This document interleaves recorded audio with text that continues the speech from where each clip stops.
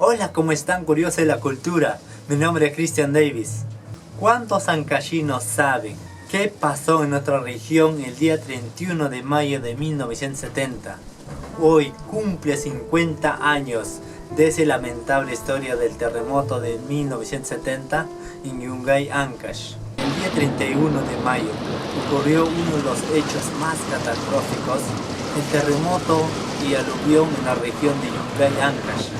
Fue uno de los sismos destructivos de la historia, con 7.9 grados, una duración de 45 segundos. La mañana del 31 de mayo de 1970, todo parecía acontecer con toda normalidad. Los comercios atendían, algunos paseaban por la plaza y otros iban a pastear sus animales, algunos a la iglesia y otros se casaban. Todo parecía una rutina normal. A las 3:25 de la tarde empezó poco a poco, cada vez era más fuerte intensidad, crece más y más. Todo empezó a temblar como gelatina.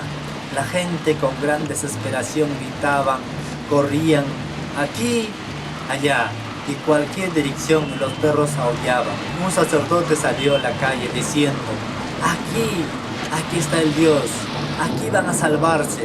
Dentro de la iglesia, sin pensar, todos murieran. Era un desastre total. Apenas acabó el movimiento telúrico, la gente miraba el nevado y no se podía ver por el polvadera. Se escuchaba un ruido que nunca habían escuchado. Una parte del nevado Huascarán se había desprendido, produciendo una avalancha de hielo. En el camino iba arrasando toneladas de tierra, piedra y formando lodo.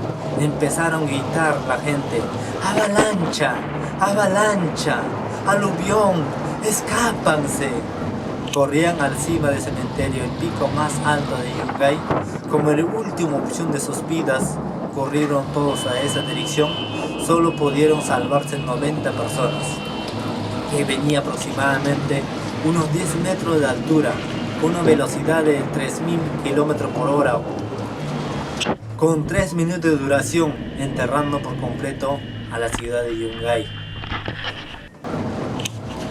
Luego del 31 de mayo de 1970, la historia del Perú y de los desastres naturales no volvió a ser la misma. 70.000 muertos, 180.000 heridos, 60.000 viviendas destruidas y 15 poblaciones devastadas en el Callejón de Huaylas. Es la cortina negra que divide la vida y la tragedia. El antes y el después, el descuido ante la amenaza, es lo que debería ser precavido ahora. El 31 de mayo fue decretado como Día Nacional de la Prevención de los Desastres en el Perú, en homenaje a las víctimas del terremoto de Ancash del año 1970, considerado el mayor desastre en la historia de nuestro país. Se recuerda a quienes contribuyen la población damnificada.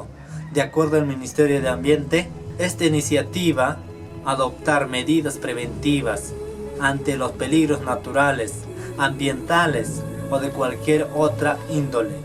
2 años después de esa tragedia, en 1972, se creó el Sistema de Defensa Civil, que posteriormente en 1993 el Ministerio de Educación instituyó el 31 de mayo como Día Nacional de la Reflexión como Desastres Naturales.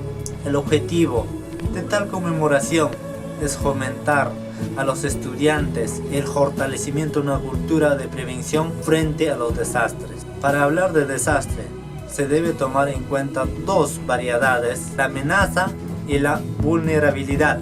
Un evento natural se considera amenaza cuando es capaz de causar daño a la vida de las personas y los medios de vida. Para que un desastre ocurra, no basta con un terremoto, por más intenso que sea, solo se convierte en un desastre cuando hay algo para destruir. Como en Japón, produce un determinado tipo de daños, pero sí, ese mismo terremoto ocurriría en una ciudad como Lima. ¿Cuál sería el número de muertos y casas destruidas? A nivel de fragilidad de los elementos, expuesto se le llama vulnerabilidad. Nuestras viviendas y nosotros mismos que habitamos dentro de esas viviendas somos mucho más vulnerables que las viviendas. A nivel de daño que un terremoto puede causar depende de la magnitud del evento, pero también depende de la vulnerabilidad de las construcciones y personas. La pregunta que ahora surge es cómo actuar frente a un desastre. Hay dos elementos muy importantes: prevención y preparación. La prevención es adelantarse en lo que tendríamos que hacer de acá a futuro, en las normas técnicas de construcción, en la planificación urbana, para ya no producir ciudades vulnerables, sino ciudades resistentes con viviendas seguras. Eso sería lo ideal. La preparación es alistarse, cómo actuar adecuadamente el día que suceda, no solamente en ese momento, sino en horas y días posteriores. Primero se debe identificar el peligro y la vulnerabilidad, conocer el escenario de riesgo, luego hacer un plan de contingencia que tiene que ser comunitario, ensayarlo. Todo esto tiene que hacer antes del sismo. Tiene que haber siempre una preparación, porque no existe un riesgo cero. Siempre habrá un nivel de riesgo por más que tomemos medidas de prevención. Para eso justamente debemos tener el plan de contingencias para afrontar esa responsabilidad. El recuerdo, el dolor de todos los ancayinos, nuestros antepasados, los que quedaron, siempre estarán en su presente de su mentalidad. Me puedes seguir en fanpage Flash Peruano Echeverría Pro. En canal de YouTube me encuentras como Flash Peruano. Mi nombre es Cristian. Nos vemos próximo video. Hasta pronto.